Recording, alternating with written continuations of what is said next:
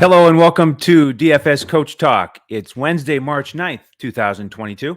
I am Andrew Hansen, ready to break down the Players' Championship at TPC Sawgrass. And that photograph I just showed you, courtesy of wonderful photographer Henry Dubois, friend of mine. And he gave me this present. It's one of my favorite gifts I've ever received. And man, what a memorable spot in the golfing world and the golfing calendar each year. That 17th, the Island Green. And the photograph I showed you was taken from that 16th fairway looking over towards the 17th. And the key element there, of course, is the water. And I was looking hole by hole today at the course as I got ready for the show here, get everybody ready for the PGA DFS week. And there are 17 holes where water comes into play. It's just amazing. Great visuals if you go hole by hole on PGAtour.com. But that is the key here is try to stay dry. It is a par 72, 7,256 yards, and it should be a challenging event here because of the weather.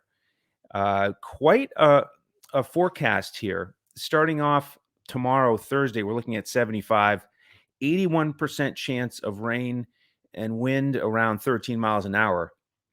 And then the temperature is going to drop a little bit by Sunday. It's going to go 68, 70, and then 54 degrees on Sunday.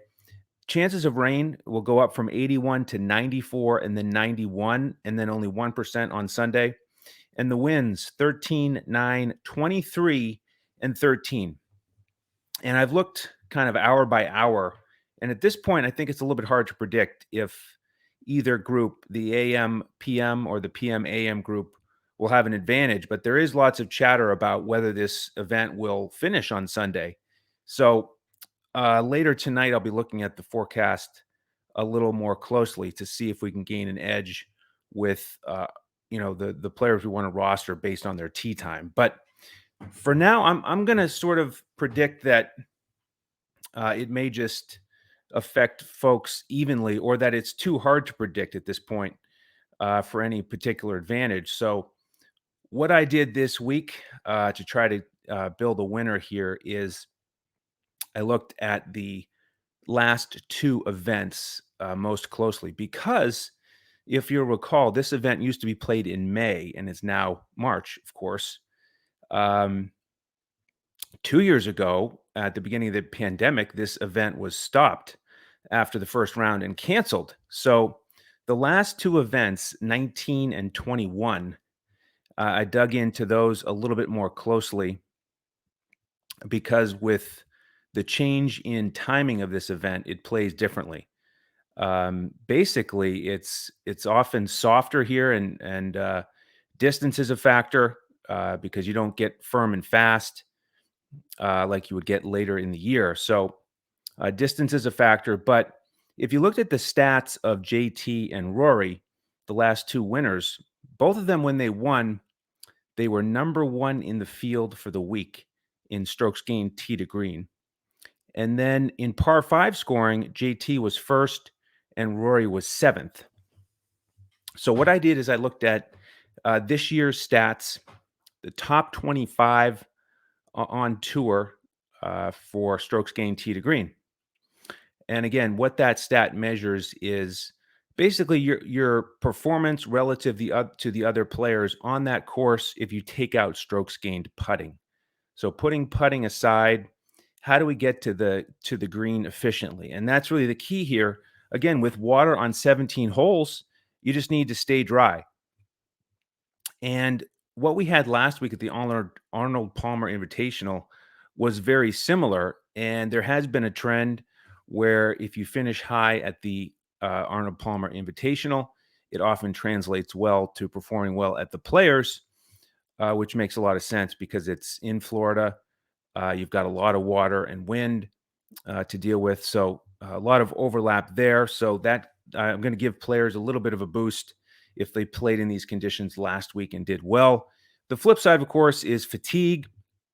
Scotty Scheffler himself talked about that in his press conference this week, that's his big challenge, is having played in those conditions last week and, of course, dealing with the emotions of winning. It's not so much trying to gear up physically for the event this week. It's just trying to avoid fatigue. But some things that stood out at me when I looked at these stats. And again, I went through the top 25 strokes gained tee to green this season and par five scoring average this season. And one thing that jumped out is that a lot of the top players in the world are on both of these lists. And a lot of them are the expensive players that you would expect. So John Rahm, Justin Thomas, Colin Morikawa. I'm going to go through the guys who are more expensive. Hideki Matsuyama, Xander Schauffele, Scotty Scheffler, Patrick Cantlay, and Cameron Smith. So all of those guys are in the top 25 strokes gained tee to green, par five scoring average, and they are over 9,000 this week on DraftKings. So I don't think I'm revealing any major secrets to go through those guys. But here's the fun part. There are a number of guys on this list who are under 8,333. And what's the key number there? That's the average salary for DraftKings, of course, with a $50,000 salary cap, and you have 6 players. So the average is 8,333. So the way I'm looking at the pricing this week is if we can get some guys under that price who rank highly in both of these categories, that should gain an edge. Basically, that's the best statistical approach that I can find. And so there happened to be a number of guys who hit that mark. It starts with Matt Fitzpatrick, who is in the top 10 in both of these stats. He's only 7,700 this week on DraftKings. He also played well last week, tied for 9th. So I like that a lot. He will be a key player for me this week. Sung J M is 8,300. So he's just under the average, which seems like a steal to me for Sung J M, a guy with that much talent. He finished tied for 20th last week. And as you might expect here, since this stat takes putting out of the equation, for him, it's just going to come down to putting because he's been hitting it pretty well. But when he's a little bit off, he even missed one cut recently. So if he can just figure out that putter, that could be a nice value. Next is Taylor Gooch, who is only 7,200 on DraftKings. I think he will be popular because of that price tag, but he does really help make things work at the top of the lineup. Finished tied for 7th last week. Didn't have a great Sunday, so he'll have to overcome that, but great value for a guy with top 10 potential. And then there's one other guy who's on both of these lists who's less than average price. It's Keith Mitchell, 7,100. Another really good price for a guy who's been playing well. He was ripping off top 20s every week. He did falter a little bit over the weekend at the Arnold Palmer Invitational, finishing tied for 61st. So is he going to have to deal with fatigue? That's my one concern with him. So he's on the borderline for me, but I do like those other guys I just mentioned quite a bit. And my strategy here is to get probably 3 of them and then pay up for some of the studs I already mentioned who are on both of these lists. Now, the other thing is I want to add some commentary on some of the guys who are not on both of the lists in the top 25. So they're sort of the secondary options, but they do appear in the top 25 in either of the lists, starting with strokes gained tee to green. We also have Luke List, 7,200, not coming in here playing well after the previous victory. Will Zalatoris tied for 38th last week, another guy who had a rough Sunday, which again, if you weren't paying attention, that was the common theme. The wind was up, scoring average was over 75. So don't just look at that final round scoring number in a vacuum. You got to put it into context.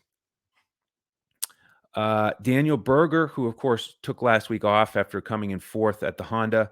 Disappointing Sunday for him, of course, but he's a nice price at 8,800.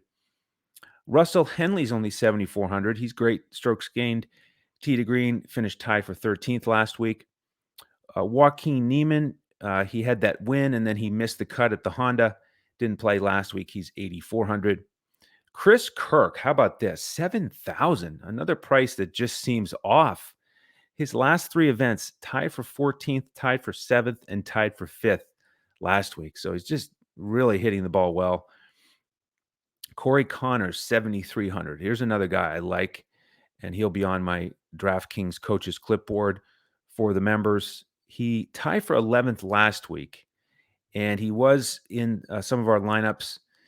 I talked about on the podcast last week how he had missed 3 of his last 4 cuts, but his stats looked great, and it seemed kind of hard to understand how he had missed those cuts.